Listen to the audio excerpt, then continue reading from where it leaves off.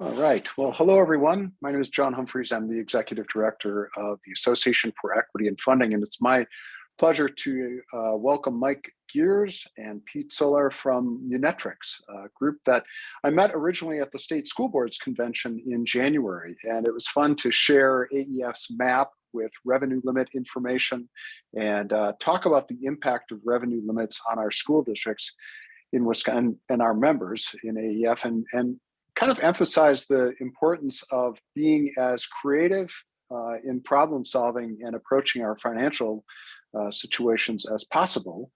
Being low revenue districts, we get less money than our peers. And so we've got to be that much better about identifying funding sources and revenue opportunities, as well as minimizing those expenses that we don't want to spend money on. In other words, things that are not directly connected to student achievement. So it was a fun conversation with Mike, and we've been able to connect a couple of times, and we're very pleased to welcome Munetrix as our first business, actually second, I should say, business membership for AEF. And I think businesses are recognizing the fact that a level playing field promotes the opportunity for competition among districts that's fair. For instance, in open enrollment, if a school district gets thousands of dollars less per pupil than their neighboring district, it's hard to compete. So it's been a really nice opportunity to welcome some business members to AEF and to share tips and tricks, things that are going to result in better outcomes, better financial situations. So Mike and Pete and I had a chance to look at Munetrix, the system, and it was very interesting to me as a former superintendent who didn't have a business manager of my own. It was a great way to look not only at the financials, but as well as also, I should say, academic outcomes and a lot of comparisons, and it'll be neat to hear more from Mike and Pete about what you've got to offer. So without further ado, so to speak, Mike, Pete, why don't you take it away and share background about Munetrix? Thanks, John. At Munetrix, our mission, our mission statement is we want to help you create a community or culture of community through trust, transparency, and teamwork. In your mission being that you're trying to bring equity, what we're trying to do is change the mindset of how you're looking at your financials and in school districts with academics, and being able to tell your story in a way that's going to resonate with your community. And then, of course, that's going to help you develop that trust. So in some of your previous presentations, I saw Mike Juak talking about his presentation about what they were doing for their referendum and how we're trying to tell their story to be successful for that referendum. So I thought this was probably appropriate. The most dangerous phrase in the English language is we've always done it this way. And if we don't change the way we do things— Hey, Mike, we can't see your slides. Are you sharing? I was. Hold on.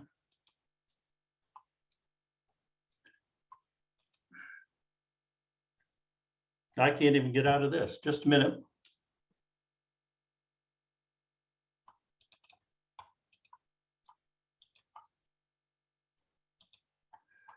Let's try this again. Sorry about that.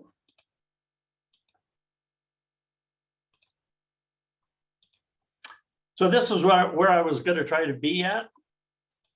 We've always done it this. We've always done it this way is the worst thing that we can think of in terms of a mindset. So we're data oriented. Data is our lifeblood. So we get more and more data is coming into our districts every day. All sorts of data. We begin to add social emotional learning, all sorts of data.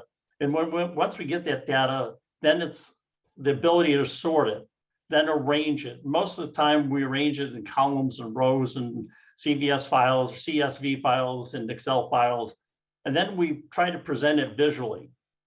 But what Munetrix does is we believe that we can present your data through performance analytics, or as the business world would tell you, business intelligence, and trying to help you tell your story. So on our agenda, we've had the brief introduction. We're going to talk about the financial module and the academic module. We'll talk about fiscal wellness, transparency, budgeting, forecasting, and John mentioned the comparability analysis. We'll do that in both the academic and financial module.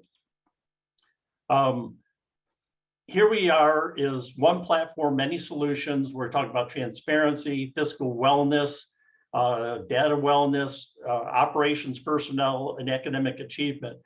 We've done some work with the Smarter Spending Framework from GFOA, and they talk about bringing all of these different components, these silos, under one roof and being able to use a common data language to help you prioritize and tell your story. Who uses Munetrix in the district? Everywhere from the academic team, your assessment coordinators, state, federal programs, people, your school improvement, building principals, certainly your superintendent, technology people, and then your business department, your human resources. So we can do a lot of things that I'll show you in just a moment. Where does the data come from is usually one of the big questions. We import all of your data for you, depending on where we can get it from you, uploaded or through APIs. But this gives you just the sense of what we can do with or from data sources. So part of what we incorporate is demographic and census data. We can pretty much integrate with any SIS system, your state systems as well. Wisconsin is a leader with EdFi in both the student and financial data transfer. And then for your local assessment data, we work with just about every major local assessment company out there, NWA, Renaissance, iReady, those types of things. The state of Michigan, you see the Michigan Data Hub, we're actually integrated into their MyKIP portal, which when users who have a Munetrix log into the Michigan MyKIP portal, and they can access Munetrix through that portal and get all of their reports right through that portal. So once we get your data, then we can start helping you explore and analyze and do performance analytics. We just learned in the last couple of weeks, last year we were awarded the Learning Analytics Solution of the Year through EdTech Breakthrough Awards. We're finalists of 4 categories there. We're 3 finalists in 3 areas for the CODI Awards this year, Administration, Data Management, and Education. And we were the first EdTech vendor to receive their consumer badge. And on the municipal side, we also, for 5 years running, have earned the top 100 government GovTech Awards. And so we talk about measure what you treasure. I thought this was important. If you can't measure it, you can't improve it. So now we'll go into the Munetrix system. And anytime you have questions, please let us know, and we'll be able to answer those questions and help get started. So let me get to my system. So we're going to go live into the system at this point.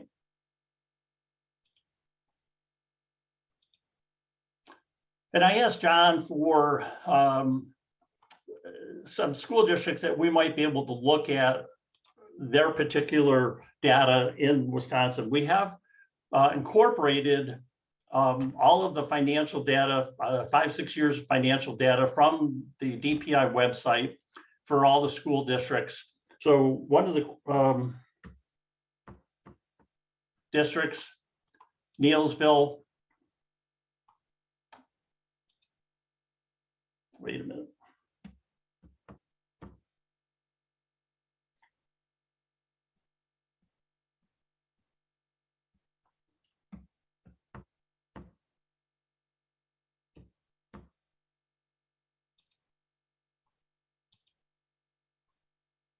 So in Munetrix, we have a landing page for almost every district, every charter school in the country, every municipality.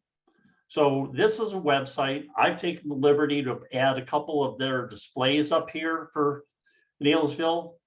This display where the money comes from. So from a transparency standpoint, this can be made available to the public.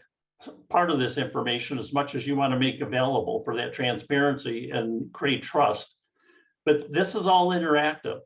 So when we talk about performance analytics, you have people who who have questions where you get your money from. This takes it from your audited financial statements and breaks it down to where you're getting or where the money is coming from for your district. And I can look at each one of these and see exactly the amounts. Same way here, I can bring these charts out and they're interactive, and I can see how much money are in these funds from year to year. So again, we're talking about being able to track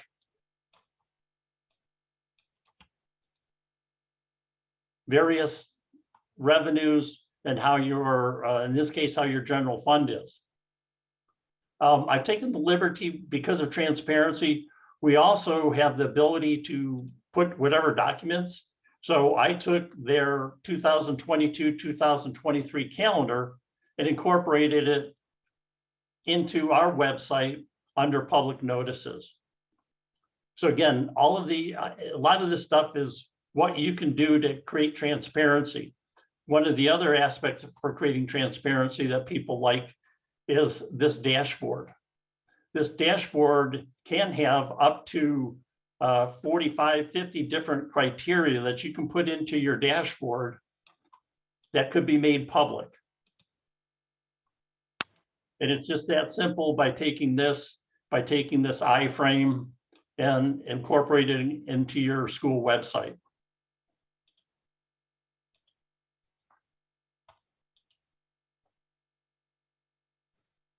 So as we start to dig into the data, what you're seeing here is year by year information. This is all audited information. This indicator score is a measure of fiscal wellness.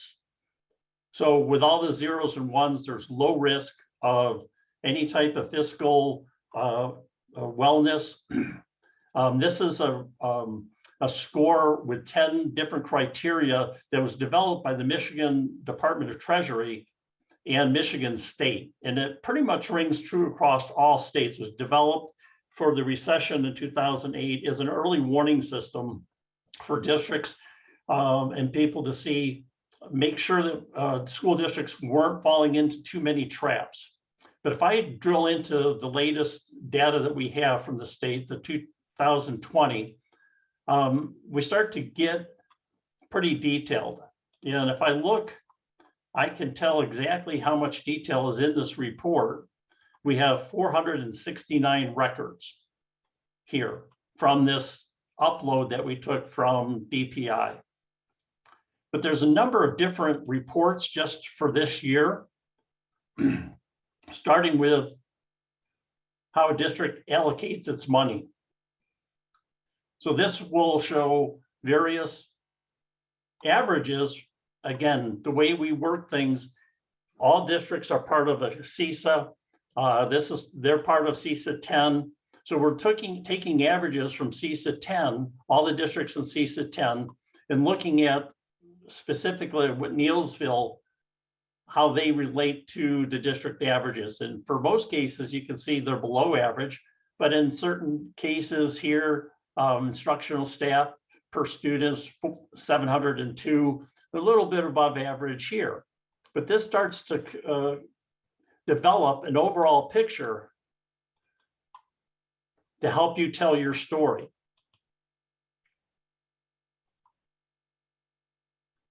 How you allocate your money. So there's a number of these reports that are available, but there's also several tools.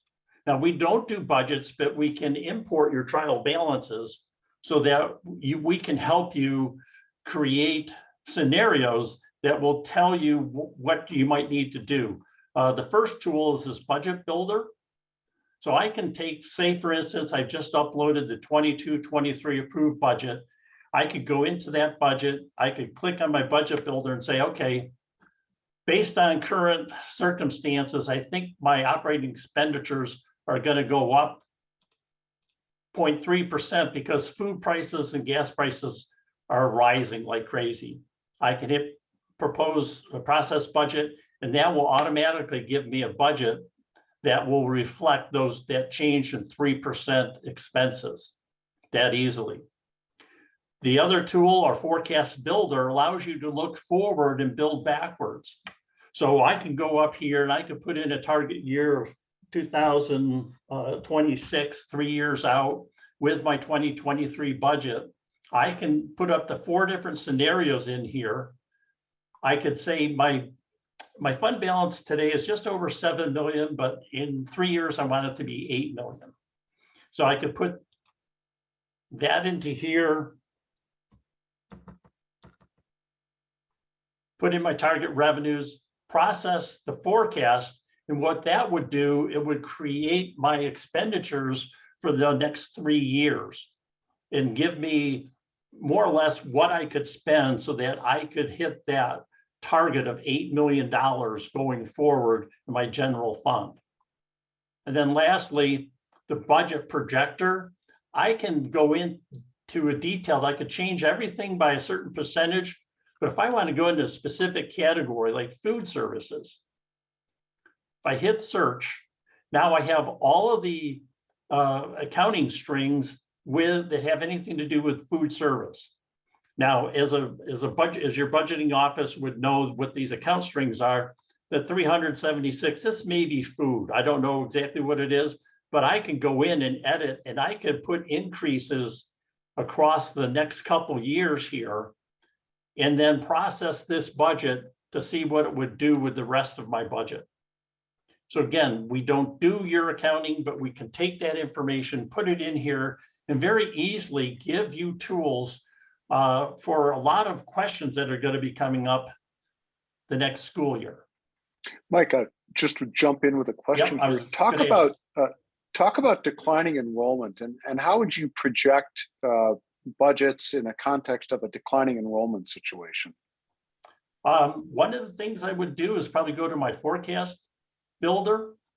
Okay. I would put in my target year, even if it's 1 or 2 years away. And then again, I could put in scenarios for losing, 50 kids, 100 kids, whatever. Put in my target balance, my general fund balance. Say if I want to keep it at 7 million, but if my revenues are going to go down, then I can process some of those forecasts. And then again, I would say I could go in my budget projector. Let's see, I could go into revenues,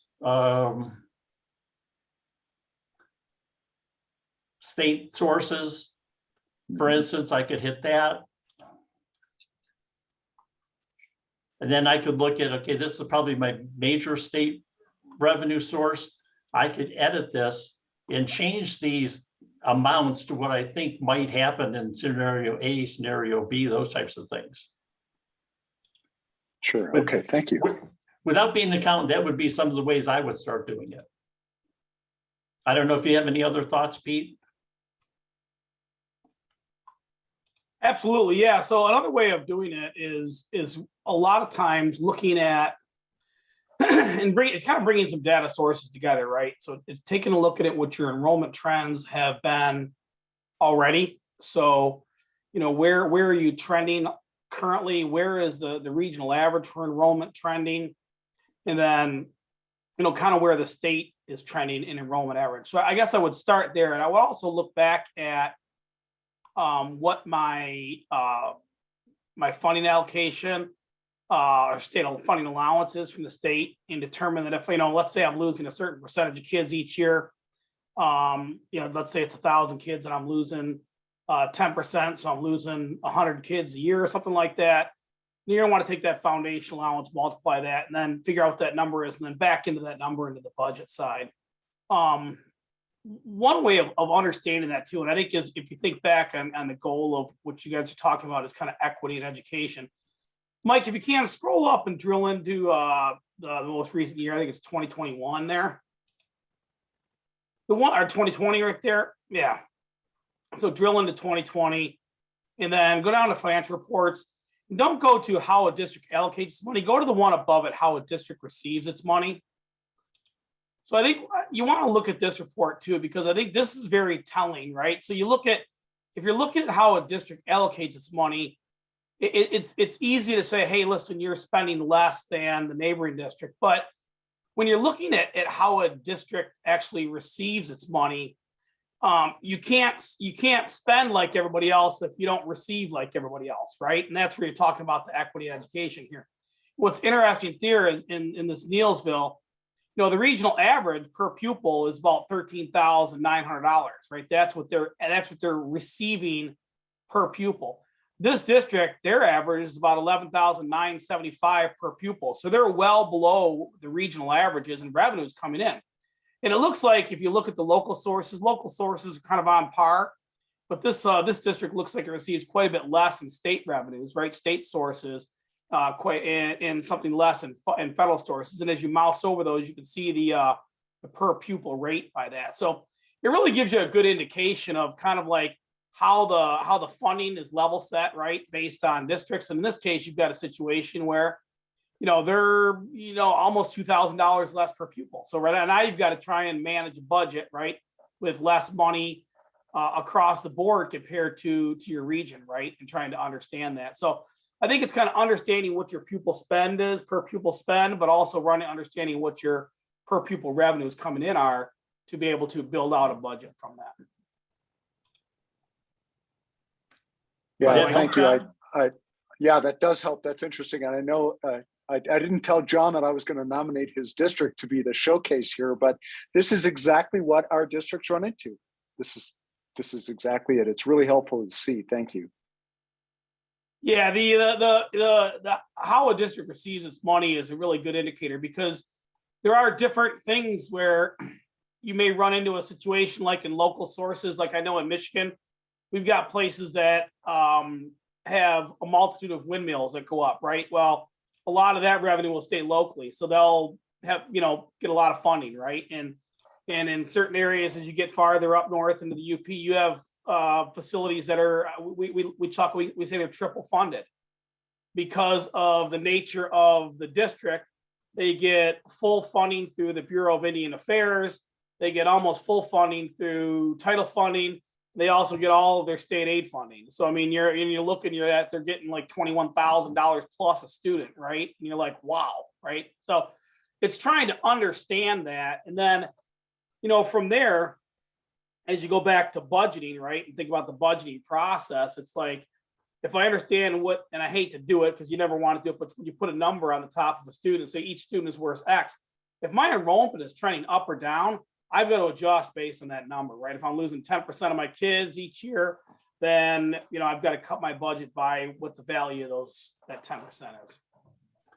I thought this was an interesting chart preparing the tax and changeable value within CISA 10, because again, maybe not the largest portion comes from local property taxes, but what this indicates that in 2020, the CISA 10 averages were going up.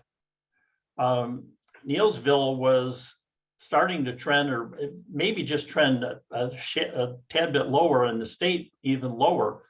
But again, this is helping tell that story that your particular community might not be as prosperous as the bigger community that you're part of. This is also real telling, and we're going to show this in two different ways. So this is CISA 10. This is expenditures per student over total expenditures. So this tells a story that Neillsville is spending that $11,925, but we've got some folks in here that are spending, it's at $15,000, and you've got some folks that are commensurate where you are. And again, these charts all have the data below here for you to be able to see and use in whatever type of presentations you might want to. The other thing that we like to show is with the information we're able to get from the state, and again, the more we get from a specific district with regards to your trial balances, the deeper we can get. But if I take just all of the school districts in Clark County, and if I want to look at expenses, let's just look at revenues real quick for the general fund.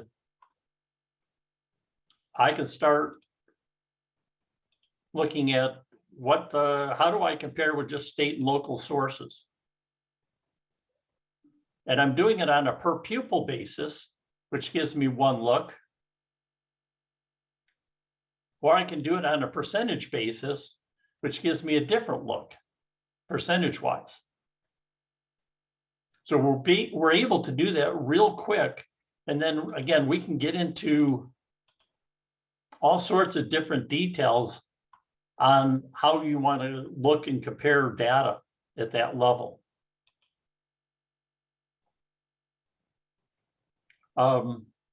We've looked at taxable value, how your district compares.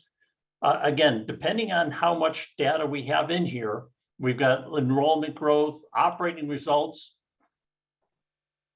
So you can see we're pretty average in terms of operating growth.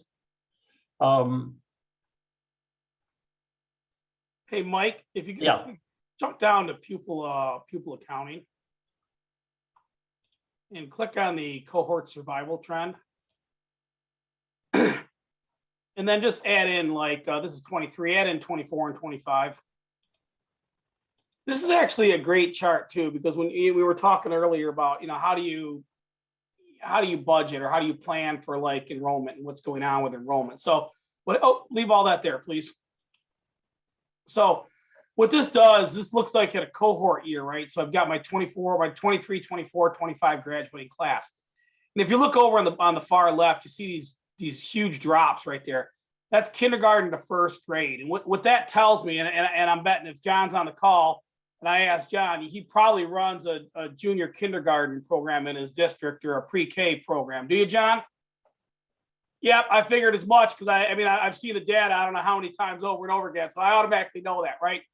But what we're looking for here is we're looking at the trend line. So as you can see, each one of these is a year over year, dot to dot, telling us, are you gaining or losing kids? And we're looking at the trend line. What we're looking at to see is that once a student literally starts right in Neillsville, are they staying in Neillsville? And in this chart, all the trend lines are showing positive. Our red line, anything below the red line is a net loss, anything above the line is a net gain.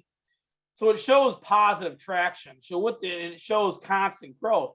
So what this tells me in this instance, if I'm budgeting, I'm not budgeting really for a loss of students here, because it tells me that throughout the course of time, they have a tendency to gain kids over the years. They're not losing kids constantly. Some districts, you'll see this trend line is they're either flat or they're either headed the opposite way because they're constantly losing kids over time.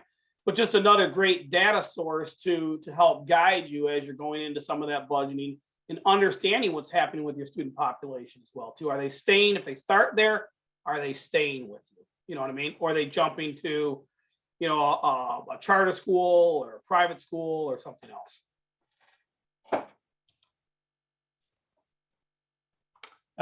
What I want to do now, we're halfway through, is so far you've seen comparisons to the CISA, but now what I'm going to show you is our peer groups.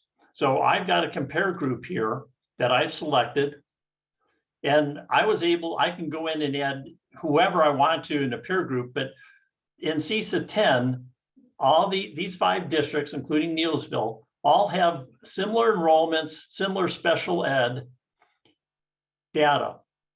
And again, I can go in and start using this on a limited basis and just see with school districts my size and my area, how I compare.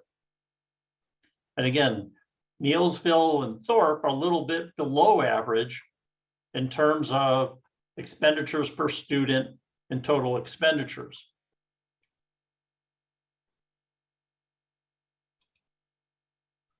I can do an expense comparison, how I relate to these 4 other districts based on basic instruction, pupil services, instructional staff, administration. I thought this was interesting, the amount of money, same size districts for the most part, total expenditures pretty close, but you can see the differences where some of that money is being spent. So when you're looking and talking about equity, knowing how you're spending it, where you're spending it, and are you spending it and getting the results are where I think we want to help you tell your story. And then again, we got this financial data explorer.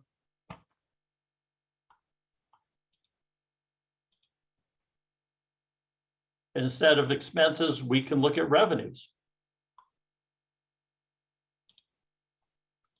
Or let's go to expenses, because I wanted to show you this. Out of my general fund.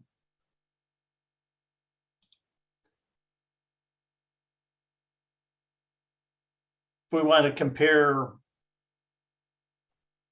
let's see, general administration, instruction basic.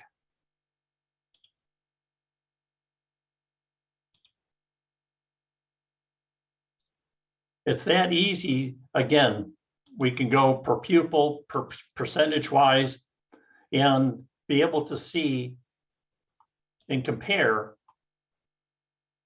how we stack up with other folks near our communities. So at this point, we're going to go into the academic module.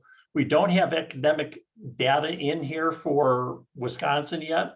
Hopefully we'll be able to get you our 2022 state data and then be able to utilize that and look at spend over achievement.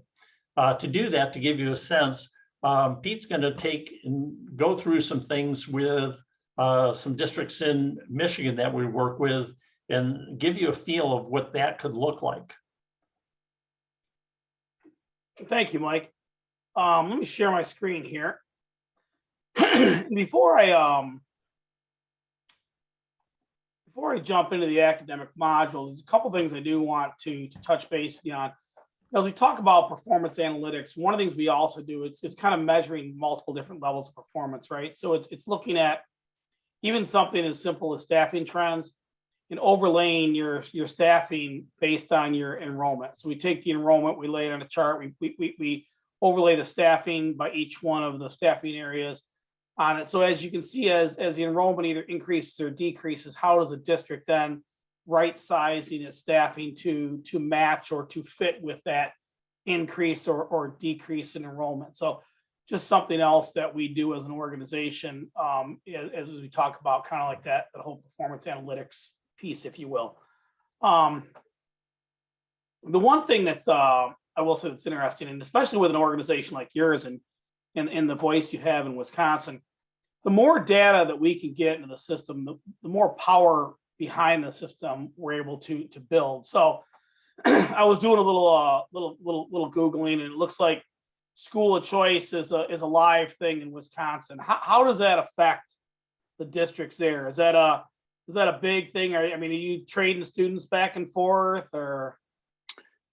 Yeah, we've got both open enrollment where students can move between public school districts. We have now sort of a burgeoning voucher system where public school students can take a voucher to a private school so long as the private school has elected to receive those funds. The money follows the kid to a certain extent. The school district counts the kid and they get to levy a tax for it. And then a portion of that, a large portion of that goes to the private school in most cases. So yeah, it's alive and well. There's charters, there's voucher schools, and there's open enrollment. Yeah, it's similar to Michigan. We actually, in Michigan, the funding will follow the student at the rate of the district that the kid is leaving at. So if the kid leaves a district where we have some hold harmless districts where they're still getting, you know, $12,000, $13,000, $14,000 a kid. And if the parents pick up and say, I'm sending my kid over here, then it isn't, you know, just the base foundation level that goes, it's the entire, you know, 12, 13, 14,000. And so, you know, when we can get data, we can do some pretty neat things with that. And I think a voice like your organization can definitely help bring data into the system for just understanding what's happening with that and really understanding where things are going. So we have an app called the Student Migration Map down here, which really allows districts to drill into what's happening with student migration across their district. So we actually build in filters for what we call school of choice.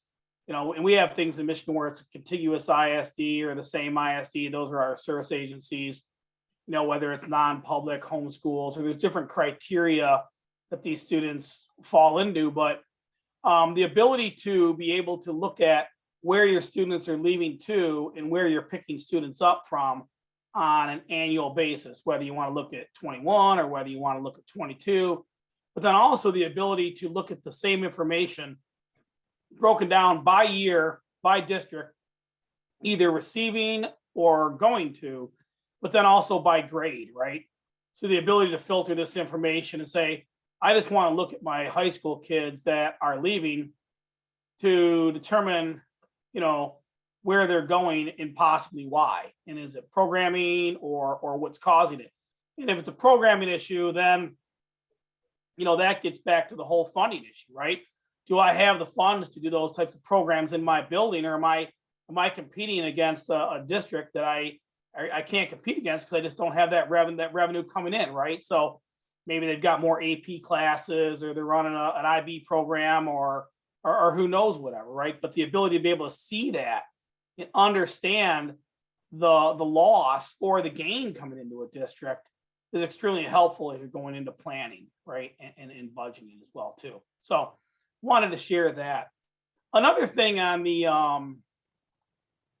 academic achievement side too, and we build this in. So one of the tools we built into the academic achievement, I want to jump over to a district here in Michigan, just because I know the Michigan data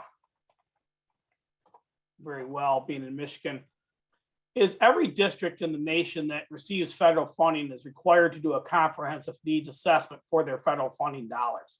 So, I must have bumped me out because I don't see my apps down at the bottom. Let me log out and log back in real quick here. Go to review. And so, yeah, every district that receives that type of funding is required to do this comprehensive needs assessments. We actually have built a tool right here within our system that really helps districts do that. But one of the things that I always talk about too, when we think about equity in education, right? Equity in education starts with funding, right? But if I'm only getting a certain level of funding, then I have only X amount of dollars to do things with, right? And then I have to start looking at what does that give me in the way of available staff? And staffing becomes another leg of kind of like a three-legged stool as it relates to equity in education. Because I might have a situation, and if I sort this is my staffing demographics for this district. But if I sort this by longevity, it tells me, you know, what percent of my teachers have been here for 16 to 20 years, 11 to 15, 6 to 10, you know, less than 1 year. You know, but what I can do is I can actually break this down by building. And I can start to understand, you know, are all my tenured teachers at one end of the district, or all my beginning teachers at the other end of the district? Or, you know, do I have a lot of beginning level teachers, you know, because I don't have a ton of funding. So you know, I'm constantly, I have young teachers. I don't have the pay scale, the ability to keep them up, to get them up higher. So they eventually leave mine as they get more tenured and they move on to another district, or, you know, but I can see that information and it gives me line of sight to that to determine, you know, if I've got all my master teachers that want to go to one end and I got all my beginning level teachers in another building, who's mentoring and modeling for those teachers? And am I really providing an equitable education for those students within that building? So it really helps understand and bring some of that together. But you got to be able to look at that as well as the financing end of that, right? So how does the money come into the district and how do I move that around? So I always like to share that as well too. But what we do with the needs assessment piece is we bring in a lot of different data. It's demographic data, everything from the community to staff and the students. So just being able to look at the makeup of the district and the students and understanding what's going on within the district. So is this a declining enrollment district? Is it increasing? If it's declining, at what level is it declining? So we build in this artificial intelligence narrative here that you can cut and paste into a grant application, or maybe you're going to use it for a Rotary meeting or for a board meeting. But it really talks about kind of what's going on. We build this all throughout the program. But in this case, this district is not really seeing declining enrollment. It's really kind of flat. They're at 0.2%, over a few years. The one thing they are seeing, though, is they're seeing an increase in their at-risk population. So while their enrollment is staying flat, the number of students that are at risk is actually climbing, right? So they've got to do something about that. And then we also have a diversity index built into this as well, too. So it's also telling me that they're seeing an increase in racial diversity over that same exact time period. And then I can look at an individual district. I can look at an individual building to see this information. I can look at the actual student demographics, where we get it. We bring in attendance data, behavioral data, all these things that help give a good understanding as to what's going on with those students and the district. But then also looking at the communities. So even linking out to the communities that district services. So because our platform works for schools and municipalities, we link to that one-to-one relationship and that one-to-many relationship. So the ability to look at different demographics. So in this case, we're looking at a census demographic of population of 5 and under. And we can see the United States, we can see the state of Michigan. We can look at what the county trend is. I can look at what Riverview is and Trenton is.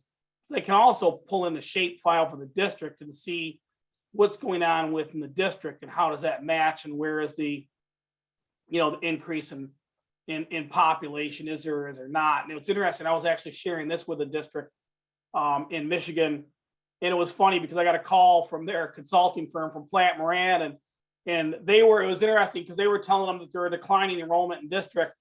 And they're calling me, and Plant Moran actually called me, and it's like, you shouldn't be showing them this chart because it shows the district is flat. I said, well, the district is flat. And they're like, well, we're saying they're declining enrollment. I said, well, you can say they're declining enrollment. We're just providing data. We're not saying they're flat or they're declining. We're just giving actual data. We're giving hard numbers. And, they're saying, well, their birth rate isn't up. And I'm like, no, their birth rate isn't up. And I'm like, but they're seeing an increase in enrollment. Well, it can't be if their birth rate's not up. And what we're able to surmise from looking at the data is that there's a lot of beginning homes in that neighborhood. And what's happening is you're actually seeing people that have very young, kids between, birth to 5 years old that are moving into that community now as older population moves on, right?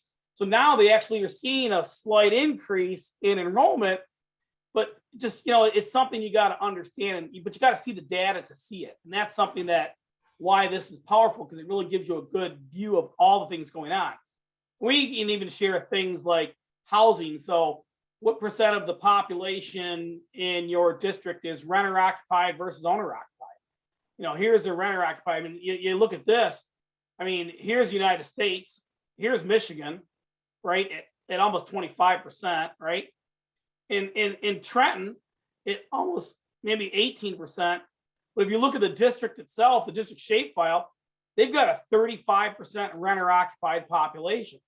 Does that lead to transient population? Do students leave? I mean, is that low income? I mean, it opens up all these questions that you need to start asking as you're going through this whole needs analysis and understanding, not just what's going on internally, but really the whole child, understanding what's happening with that student, not just in the class, but also at home as well, too.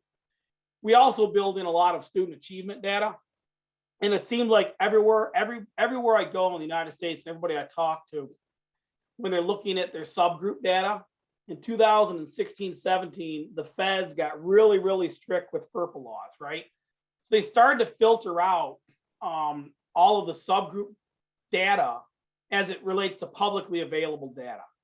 So as a district, when you're trying to do a comparative analysis against your district, against maybe your ISD or your service agency, or against the state, on your publicly available data, and your publicly available data dies off and your private data is in a totally separate area, how do you do that without having to merge spreadsheets? And I mean, you've got somebody with countless hours doing that.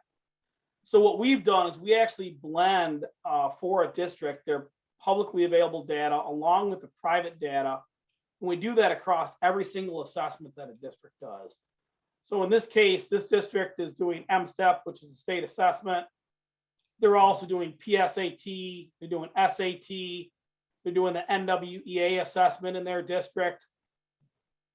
So they've got a multitude of assessments going on in this district. I think they're even doing WIDA and a few other ones. But what this tool allows them to do is it allows them to do a comparative analysis across every single assessment and look at how their district's private level scores, because they're able to see all their subgroups now, compares to the aggregate at the service agency or ISD level and also against the state. So if I wanted to see something like economically disadvantaged versus not, I could literally click that button, and maybe I wanted to take it to the next level and I wanted to build into that an ethnicity as well.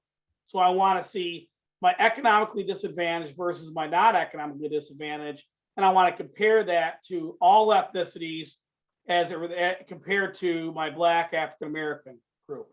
So you can do that here literally with a click of the button. And then you can see it across all your assessments. So here's my district-wide private data. As I scroll down, I've got my publicly available ISD data in here. So I can see it across the ISD, which is a service agency. And then as I scroll down even farther, I can see the state data. I can see how their gaps in learning compare across those different groups. So I can see all that information, and we give people that in a percentile gap, but then also in a scale score, right? A cut score gap. So they can see both sides of it depending on how they want to analyze that. Not everybody is data geeks like we are, and they're not going to want to dig into this big chart with all this information. So we also give them the ability to see this in a very quick and easy to use bubble chart that just gives them a very good graphical presentation of this. It's a little messy now because I've got multiple years selected here, but if I wanted to pare this down to just a single year, I can pare it down to a single year. And very quickly, I can identify, I've got gaps I'm looking at from an economically disadvantaged population, color coded by my assessment. I can very quickly see that I've got to do something at the 5th grade ELA with this elementary economically disadvantaged versus not, because that's like my highest gap on my state assessment. So now it's, now I'm just going to start to ask, okay, what am I going to do there, and how am I going to narrow that gap if that's one of my largest gaps, right? What am I going to do to close that down? We also then provide the trends on those gaps as well to be able to look and see how those gaps are trending over time. So by dropping back in multiple years, being able to see the trend in the gap, which is a little bit different than the trend analysis, but this is giving me the trend in the gap. So is that gap narrowing or widening over time? Being able to see that information as well too. But then also being able to look at a trend analysis on a given assessment and be able to look and see whether or not my issues on my assessment are related to, let me pare back some of these numbers here just so it's a little bit easier to see. Just grab 3 straight years. But what this allows me to do is it allows me to look across a grade level, in a building or in my district, and look year over year over year to see, what's going on. Do I have an issue with the curriculum at grade level? Do I have an issue with my staffing at grade level? What do I need to do to adjust? Do I need to, if I want to, I can look at this diagonally for a cohort analysis. We actually have better reports for that, but I could do this here if I wanted to look at cohort analysis as well too. I can see that. And I can also then get this in a graphical presentation. And it really helps me start to understand, I may have a situation where I'm looking at this and saying, hey, this is a pretty good proficiency level, back in 16 and 17, but man, they're on this slide, and why? Has staffing changed? Has the curriculum changed? What's happened that's causing, has the test changed? What's gone on that's causing this slide in proficiency, and what are we going to do to reverse that effect? Or in other ways, how do we celebrate successes where we we started here, and we're doing a much better job in tracking against that. So just, and you think about trying to crunch all these numbers. I mean, if you took every single assessment across the district and you wanted to look at gap analysis across all your different demographic groups, across all your buildings, all your grade levels, how long does it take you to do that, right? We talked to the executive director of the Elementary Middle School Principals Association. He said a principal is easily spent on 100 hours a year to do that, easily. And literally, I mean, I can do it with a click of a button to get that. So you think about that 100 hours that they're spending doing that can be put back into the building to mentor and model teachers, to work on different projects. I mean, that's just a wealth of time to be able to do so many more things with. Let us be the collectors, the aggregators, the disaggregators of data, and have your people that have all the knowledge as to what do I do with the data once I have it. Let them make those academic decisions. We can help find the answers, right, and help them identify the questions, but then it's up to them to then say, okay, now how do I fix this? Making sense so far? It's fascinating, and the visualizations, like you say, Pete. I mean, that really tells a story. It's fascinating to see, like the bubble chart too. Really, really interesting. Yeah, what I love about it is I always say we're kind of a whole bunch of data geeks, right? But not everybody's a data geek, right? Not everybody's like that. Not everybody wants to dig into tables and charts and graphs. So you got to make it where somebody can look at it and very quickly. If you were to take this to a board meeting and say, "Hey, 5th grade math at this building is really starting to slide," that they're going to see that. They're going to see that. They're going to understand that, right? Versus a bunch of numbers on the charts, and you're gonna be like, "Okay, hey, we need to change our curriculum, or we need to get some professional development for our 5th grade math teachers because we're struggling and with these concepts." It's things like that that helps bring up those discussions, if you will. Hey, Pete, could you just show them real quick the academic expenditure report? Absolutely, yeah. So another thing we do too, and this is why I think, like I said, a group like yours has probably got a great voice in the state of Wisconsin. And you think about some of the things we do. Another thing is looking at expenditures over achievement. So the ability to be able to go in and correlate expenditures versus achievement. So what I'm looking at here is I've got 5th grade math, but if I wanted to change it to 3rd grade ELA, I could do that, right? Boom, there's my 3rd grade ELA. And this is another one of those we call ranking correlations that are automatically built. So it just populates. It does it with the geographical region where this district is located. And what it's going to do is on the vertical, it's going to give me the proficiency level. On the horizontal, it's going to give me the expenditures per student. And what I'm looking at is I'm looking at instructional expenditures per student.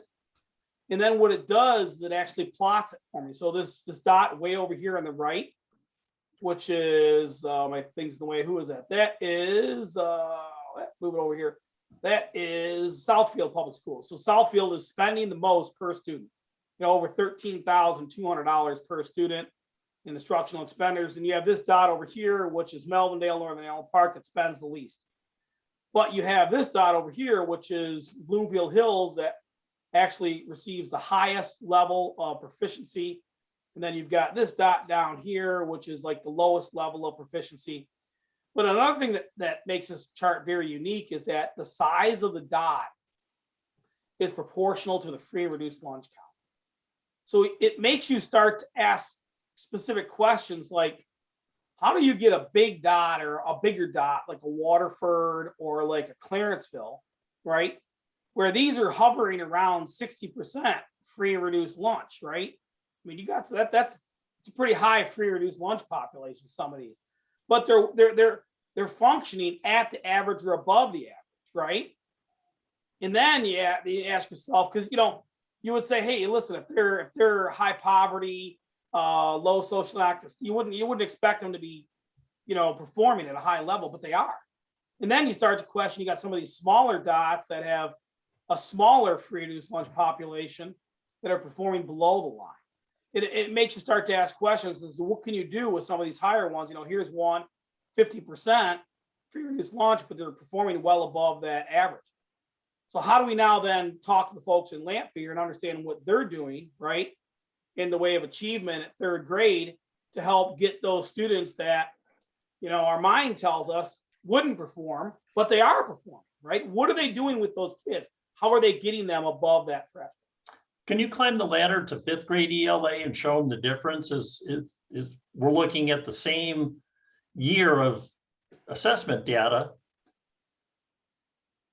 but now the average actually went up to 40%.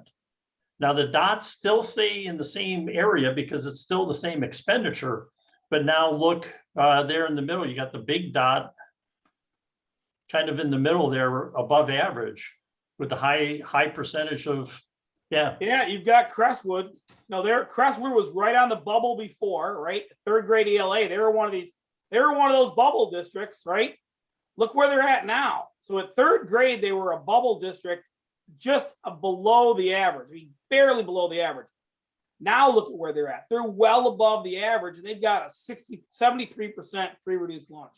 What are they doing there? They're doing something because their 3rd grade's trending and now their 5th grade's trending higher, right? Guys, this is, I feel like everything you show me just gets more and more fascinating. And I feel like we could go on and learn more and more of the pieces.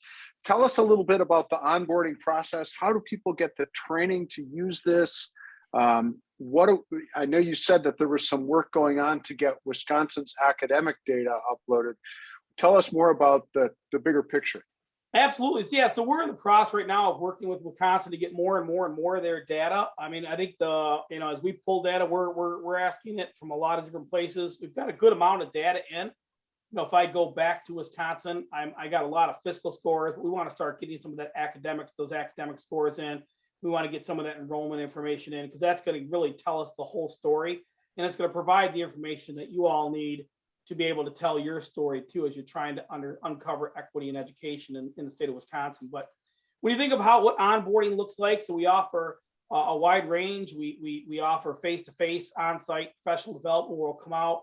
I usually break it up into 2 areas. We break it up into the fiscal and operational side, and then the academic achievement and the state and federal program side, right? We can do that on site. We can do it virtually. In either way, usually we start off with an implementation meeting. We want to understand what the goals and objectives of the district are, right? We want to start to build on those goals and objectives. So how you want to utilize the product. We have tools that can do a lot of things. We have educator evaluation tools. We have a tool that does individual reading improvement plans. We have tools that specifically target state level at-risk funding. I mean, there's a lot of different tools in the system that are available there. So we try to break that up, into different buckets on that professional development. But like I said, virtually or on-site, synchronous training. And we're in the process right now of developing some asynchronous, just kind of web visuals that they can go online and develop and look at as well. And kind of at their leisure, if you will. You want to tell them about the student dashboard or wait? Yeah, so one of the things too we're in the process of doing is everything we build around customer requests, right? Like, so that one chart that I was showing you where you could see students coming and going based on the grade level, based on the year, based on the district, right? That was a report from one of the largest districts in the Detroit area. Dearborn Public Schools wanted to see that. So it was like, oh, we can build that. It's easy. We're data folks. So we build it. So one of the things that people have asked us now for is a student level dashboard. So I'm going to preface it. It's not here today and it won't be here tomorrow. It's probably going to be fall, right? We're talking fall, but we are building a student level dashboard that brings all of the collective data that we bring in for a student and puts it into one location. So it's going to have everything from grades, it's going to have assessments, it's going to have attendance, it's going to have behavior, it's going to have social emotional learning, it's going to identify all the demographics to that student. Are they military connected? Are they free and reduced lunch? Are they economically disadvantaged, for whatever, right? And it's going to kind of put on a dashboard, and there's going to be indicators that tell you whether or not that student is considered at risk or not. So look to that in the future. That'll be probably fall timeframe when we launch that. That sounds good. I want to recognize our time here, and if you want to stop sharing your screen, we can just take any additional questions that anybody might have. Absolutely. Yeah. One thing, John, I'll be at the ASBO conference, the 75th Gala, in a couple of weeks on the 19th. Okay. I'll be in booth 325 specifically, but I'll be there in Wisconsin in 2 weeks to enjoy. Disclaimer, I grew up in Burlington, Wisconsin. I'm a cheesehead. My son and 2 oldest granddaughters are Packer stockholders. Pete has disowned the Detroit Lions, so I feel I can easily speak of that. But other than that, I'm.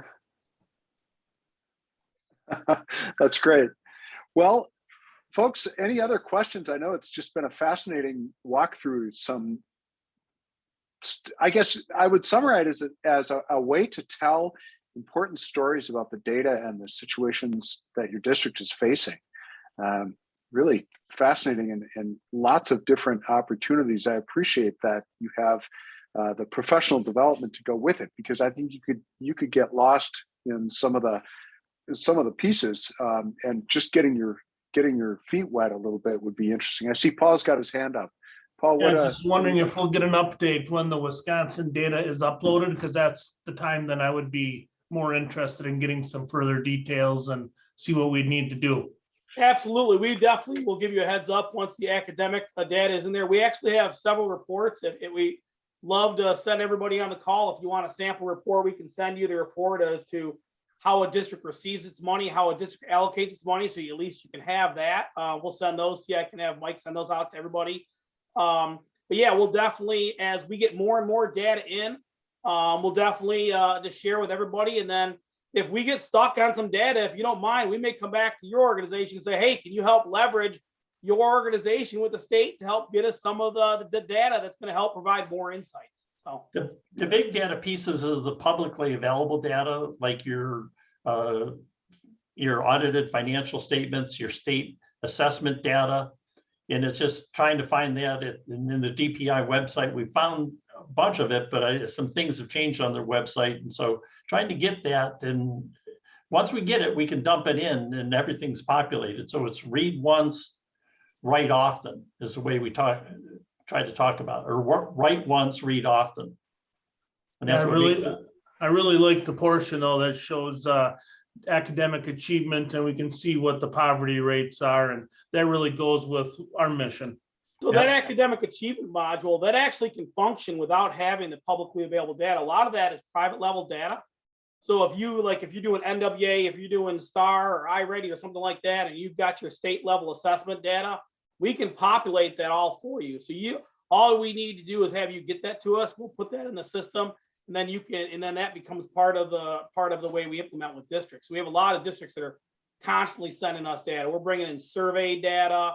The demographic data for all your districts are already there. I could go to any one of your districts and you can see your poverty levels. You can see your demographics for renter, owner, occupied. All of that's already built in because that comes out of the census already. Yeah, I think the strength is, we as districts, we use a lot of different platforms, something for financial, something for academic achievement, something. If we can house it in one platform, I think that's pretty powerful. And I do like the graphics because people will get lost in the weeds of a lot of data, but when they can see some charts and where you compare, I think that's important. The other thing that I would say is, I don't know this guy from Neillsville, but for a school that gets no money and they are at low risk of financial problems, I think that guy needs a raise. Give me his name and I'll try to send a letter to somebody, the school board. Yeah, I'll get you the school board names. Yeah. We always talk a lot about that, about breaking down the data silos, and it just doesn't happen in schools. It happens in every business, right? So if we can put the financial data in, your staffing data, your pupil accounting data, your academic data, right, all in one location, it really breaks down the data silos across a school district, and it shows how each area impacts another area. It shows how enrollment has to impact staffing. It shows how achievement is going to impact enrollment. It shows how finance is going to impact achievement, all those different things, right? So it really creates a common data language across all the different departments within the district. Yeah, fascinating stuff. Well, gentlemen, thank you again. I'm going to end our recording now. This will be part of the AEF YouTube series, and so it will be stored on the AEF YouTube channel and available for all of our members and non-members. Anyone who's interested can have a look. And if you're not a member of AEF, we encourage anybody to join on our website. Certainly look for Munetrix online, munetrix.com. I know Mike and Pete are happy to respond to any inquiries, and really want to thank you again for your business membership and your time today. As a partner, John, we'd like to also offer consortium type of pricing. I know no one's asked about that important little piece, but in simplest terms, it's $7 to $8 per student for Wisconsin. Sure. But within, to get us started and get a foothold in Wisconsin, especially through your organization, what you're trying to do, we'd love to work with you with multiple districts and get this ball rolling. So we could talk about $5 per student. That'd be great. What we should do is you had offered to put together some reports that I could send out to folks who are on the call. And I guess what I should do then is get some information from Mike and Pete about that opportunity along with some of the reports. And I should shoot that to all of our members so folks are aware of that opportunity. Sounds good. All right. Thanks Thank you, again. John. Thanks Thanks, everybody everybody. for joining us. Thank you. Thank you. Very fascinating. Thank you. Take care, everybody. Thank you.